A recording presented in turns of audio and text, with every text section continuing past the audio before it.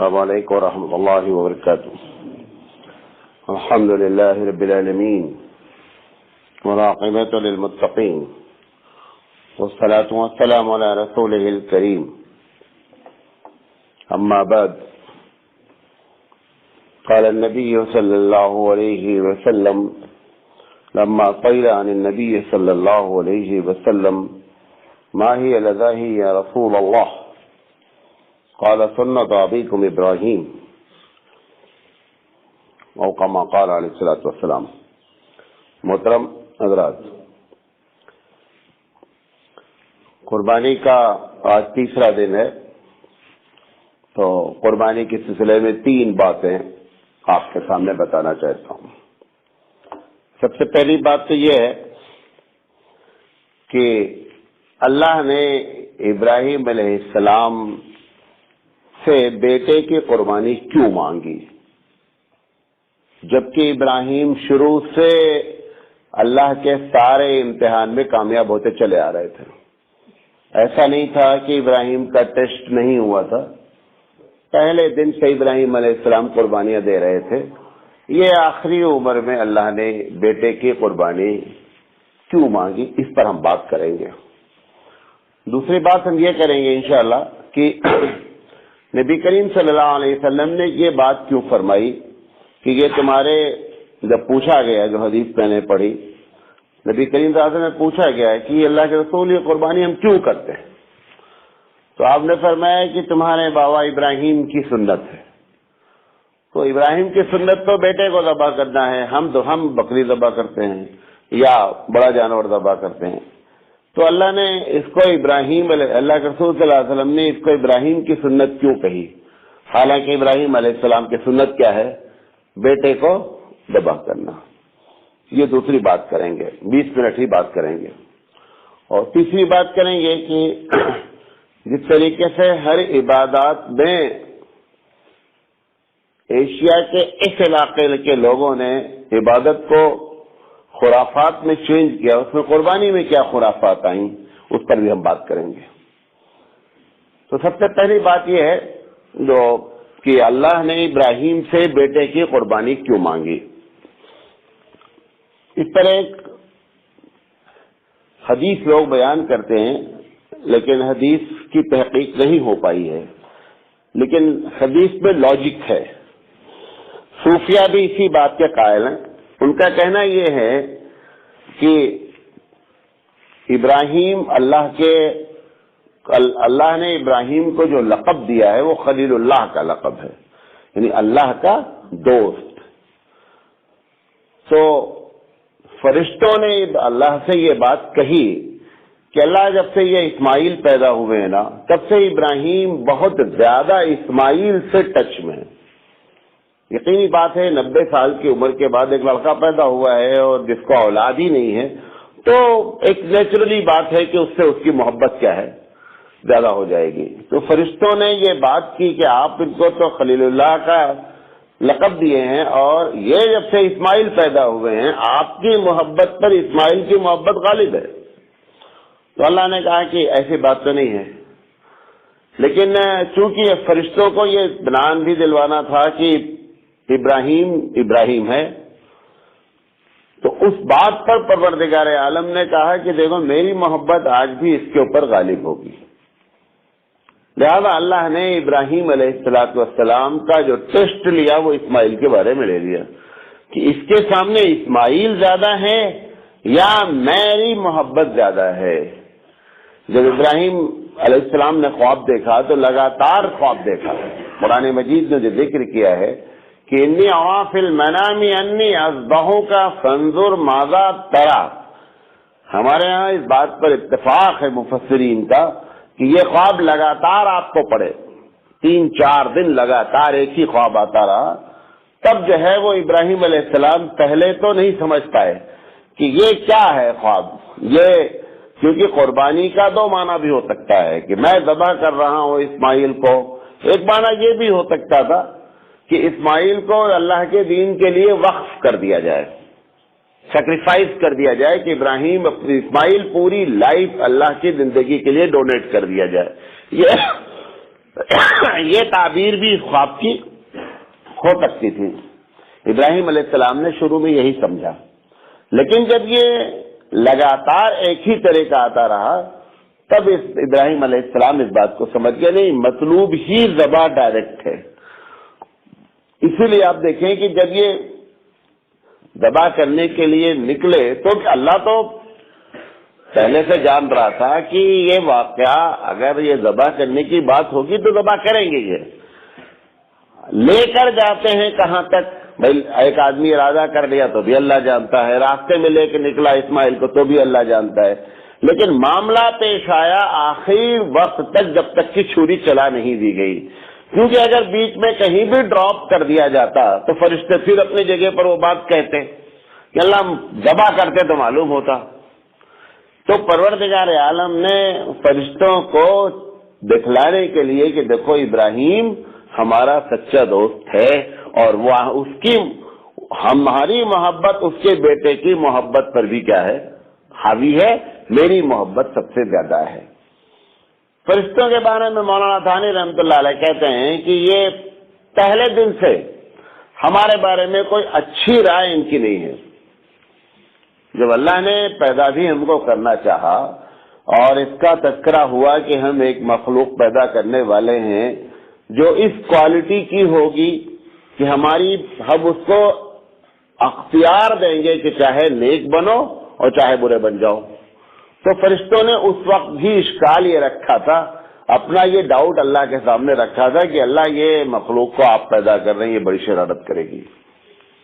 قرآن مجید کہتا ہے کہ وہ اس کے مقابلے میں اپنے آپ کو انہوں نے یہ بات کہی تھی کہ نحن نسبح بحمدک ونقدس لک، اللہ ہم دیکھیں تسبیح بیان کرتے ہیں، آپ کی تعریف کرتے ہیں، ہر وقت آپ کی عبادت کرتے ہیں، آپ ایسی مخلوق کیوں پیدا کرنا چاہ رہے ہیں؟ تو اللہ تعالیٰ نے فرشتوں کے بات کو مطلب اچھا بھی نہیں جانا اور ان سے کہا کہ جو میں جانتا ہوں وہ تم نہیں جانتے، انی اعلم ما لا تعلمون، جو میں نہیں جانتا تم نہیں جانتے ہو. لہذا فرشتے سمجھ گئے کہ یہ میرا سوال جو ہے نا ہمارے دائرے سے اوپر کا ہو گیا.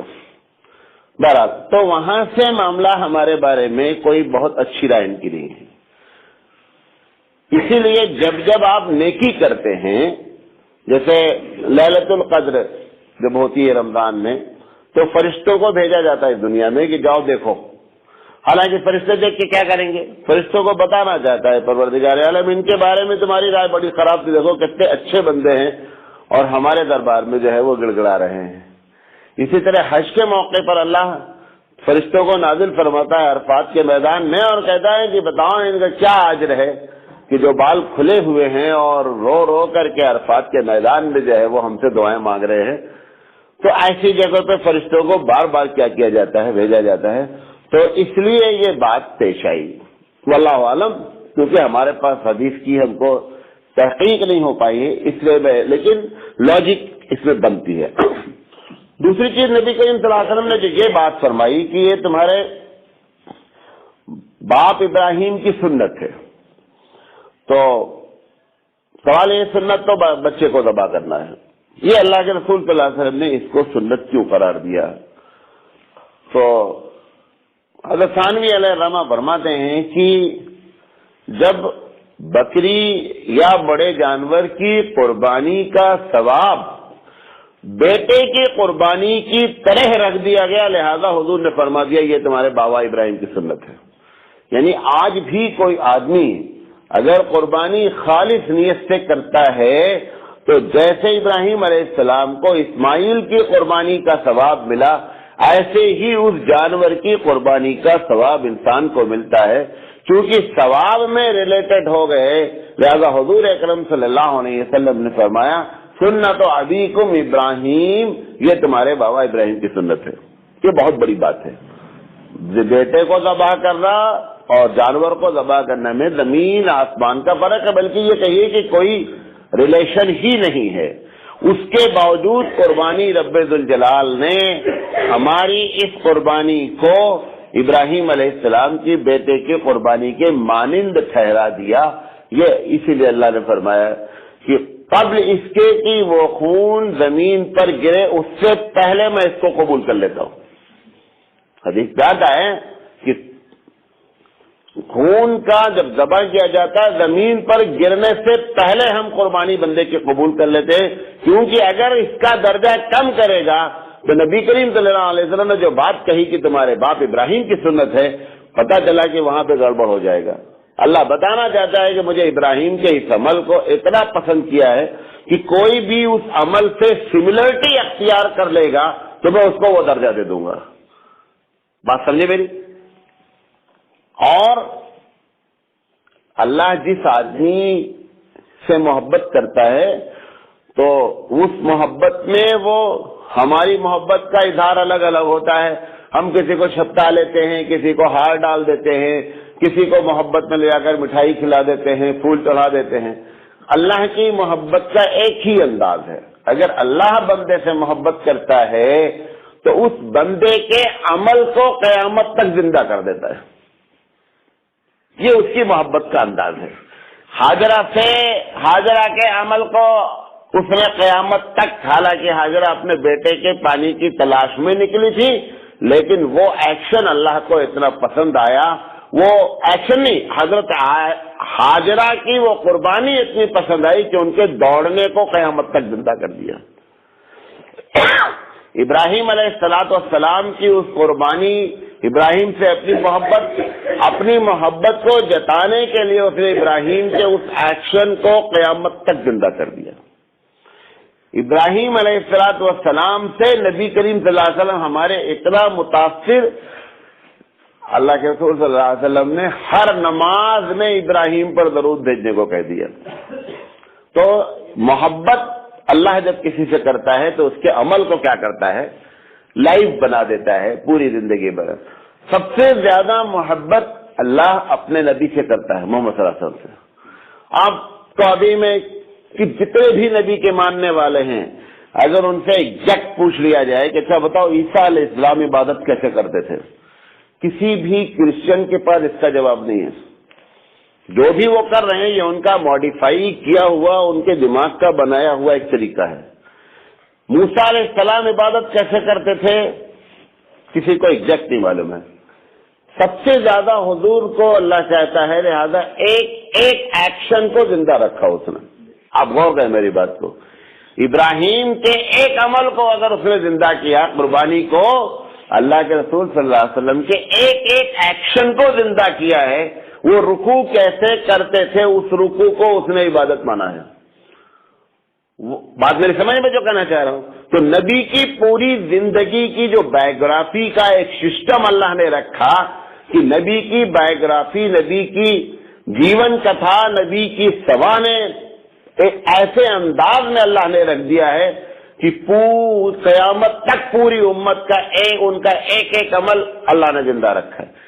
جن چیزوں کو آپ اختلاف کہتے ہیں، مثال کے طور پر ایک آدمی آمین زور سے بولتا ہے نماز میں، ایک آدمی دھیرے بولتا ہے، یہ ایک الگ بات ہے کہ افضل دھیرے ہے۔ یہ ایک حقیقت ہے کہ کبھی نہ کبھی حضور زور سے ضرور بولے ہیں، اور یہ بھی حقیقت ہے کہ حضور کبھی نہ کبھی دھیرے بولے ہیں۔ اگر ایک پر ساری امت عمل کرتی تو دوسرا عمل مس ہو جاتا۔ اللہ نے کر کے تم اس کو اختلاف کہتے ہو، اللہ نے اس کو بھی زندہ رکھا ہے کہ ایک طبقہ آمین زور سے بولے گا، اگر وہ بولنا بند کر دے اور ایک ہی طریقے سے آمین بولی جائے تو اگر حضور نے ایک مرتبہ زور بولا تو وہ چھوٹ جائے گی نہیں بات۔ لہذا حضور کے کسی بھی عمل کو وہ چھوڑتا ہی نہیں ہے، یہ اس کے طریقہ ہوتا ہے۔ تیسری چیز بات کر کے اپنی ختم، بعد میں سمجھا پایا اپنی بات۔ تیسری چیز، کیونکہ ہم انڈین ہیں، انڈین سے مراد پرانے بھارتی، جو بھارت کا علاقہ اورنگزیب رحمۃ اللہ علیہ، اس علاقے میں دین پھیلا، دین آیا، لیکن تربیت نہیں ہوئی۔ مطلب لوگ اسلام قبول کیے لیکن تربیت نہیں ہو پائی۔ تربیت نہیں ہونے سے ہماری ہر عبادت میں کیا ہوا، لوگ ادھر سے ادھر سے ڈنڈی مار کر کے عبادت کو انہوں نے کیا کیا، غلط میں۔ قربانی کے بارے میں بھی بہت سی روایتیں، بہت سی خرافات ہیں، روایتیں نہیں بہت سی خرافات ہیں، مجھے یہاں کے بارے میں نہیں معلوم ہے دادا۔ قربانی کا بکرے کو وضو کراتے باقاعدہ، بعض لوگ نہلاتے ہیں، صابن سے باقاعدہ دھلاتے ہیں۔ جس جگہ پر قربانی دی جاتی ہے پہلے اس جگہ کو جب کچی ہوتی تھی مٹی تو میں نے دیکھا کہ اس کو لیپا جاتا تھا مٹی سے، اور وہاں پر پہلے دھونی دیتے ہیں، مطلب یہ لوبان جلاتے ہیں یا اگربتی جلاتے ہیں۔ اچھا، اس کے بعد بعض علاقوں میں دیکھا ہے کہ اس کو پان کھلاتے ہیں، اس کے منہ میں، بکرے کے منہ میں جب ذبح کرتے ہیں تو پان رکھتے ہیں۔ جب وہ ذبح ہو جاتا ہے تو اس جگہ کا جو ہے وہ لوگ آ کر کے اس کا تبرک حاصل کرتے ہیں۔ بعض علاقوں میں بکرے کو لے جا کر کے پہلے مزار پہ سلام کرواتے ہیں۔ یہ ساری چیزیں خرافات ہیں جو اس مطلب بہت ہی اہم عبادت میں داخل ہوئی۔ سنت طریقہ کیا ہے وہ بتا دے رہے ہیں، اس کے علاوہ جو کچھ ہے سب غلط ہے، کہ آپ کو سنت، کیونکہ میں نہیں بتا سکتا، اس میں ایک دو چیز نہیں 50 چیز لوگوں نے اپنی طرف سے داخل کیا ہے۔ سنت طریقہ یہ ہے کہ جس وقت جانور خریدا جائے اس وقت صرف اور صرف قربانی کی نیت سے خریدا جائے، نمبر 1۔ نمبر 2، اس بات کا دھیان رکھا جائے کہ جانور بے عیب ہو، کوئی عیب اس کے اندر ظاہری طور پر نظر نہیں آتا ہو۔ نمبر 3، جس کی جانب سے قربانی یا جو بھی قربانی کر رہا ہے اس کو اس بات کا علم ہو کہ میری جانب سے قربانی ہو رہی ہے۔ مثال کے طور پر آپ اپنی بیوی کی طرف سے قربانی کر رہے ہیں، اس کو آپ نے بتایا ہی نہیں ہے۔ جس کی طرف سے قربانی ہو رہی ہے اس کو معلوم ہونا چاہیے کہ بھائی میری طرف سے قربانی ہو رہی ہے۔ جب قربانی ہو جائے تو قربانی کے گوشت کو کسی بھی شکل میں تجارت نہیں اختیار کرنی چاہیے۔ ابھی ایک سوال آیا اسی قربانی کے سلسلے میں کہ ایک مسکین آیا دروازے پر، انہوں نے کہا نہیں کہ قربانی، مجھے تو یہاں بھی آتے رہتے، تو اس نے کہا کہ جب اس نے گوشت دیا کہ بھائی، تو اس نے کہا سبھی لوگ اگر گوشت دیں گے تو ہم کتنا گوشت لے جائیں گے، اس کی قیمت ہم کو دے دو۔ کہنا مسکین کا قربانی میں حق ہے، اسمارٹ فقیر ہے نا، وہ کہنا ہے کہ مسکین میں قربانی میں مسکین کا حق ہے۔ اب تم سب لوگ اگر ہم کو گوشت دو گے تو ہم کتنا گوشت لے جائیں گے، کتنا پکائیں گے؟ تو ایسا کرو کہ اس کی جتنی قیمت ہوتی ہے وہ قیمت ہم کو دے دو، یہ میرا حق ہے۔ اچھا، سوال کیا آیا کہ مولانا قیمت گوشت کی لگائی جائے کہ ہم نے 1 پاؤ اس کو دینا تھا تو 1 پاؤ کی کتنی قیمت ٹھہری، یا یہ کہ جانور اگر ہم نے خریدا تھا 20,000 کا تو اس کا 1/3 جو ہے وہ 6.5 پونے 7,000، وہ 6.5 پونے 7,000 ہم پھر سے بانٹے۔ اب آپ دیکھیے اس کو بھی اس نے کیا کر دیا، چکر میں ڈال دیا۔ لہذا یہ کہ اس کی کوئی بھی چیز جو ہے نا اس میں قیمت نہیں لگنی چاہیے، جو بھی ہے آپ خود کھا لیں، کھا سکتے ہیں، غریبوں کو پورا دے سکتے ہیں، رشتہ داروں کو بلا کے دعوت کر دے دیں، اور چاہیں تو تینوں کو ملا لیں۔ بہرحال اس طریقے سے یہ طریقہ سنت ہے۔ اللہ کے رسول صلی اللہ علیہ وسلم نے اپنے ہاتھوں سے 63 قربانی کی ایک ہی نام پر حج کے موقع پر، اور ٹوٹل 100 اونٹ آپ لے کر کے گئے تھے اپنے ساتھ قربانی کرنے کے لیے، اس میں سے 100 کے 100 آپ کے نام ذبح ہوئی قربانی، اور 63 آپ نے اپنے ہاتھوں سے کیا، اور بقیہ جو تھا وہ کس نے کیا؟ حضرت علی رضی اللہ تعالیٰ عنہ نے کیا۔ بہرحال یہ قربانی کے بارے میں تھوڑی سی بات رہ گئی تھی، روزانہ بات ہو رئی تھی۔ اللہ تعالیٰ سے دعا ہے کہ اللہ تعالیٰ قربانی کی جو اسپرٹ ہے اس کے ساتھ قربانی کرنے کی توفیق عطا فرمائے۔ وآخر دعوانا ان الحمدللہ رب العالمین، سبحان اللہ بحمدہ، سبحانک اللہم وبحمدک، اشہد ان لا الہ الا انت، استغفرک۔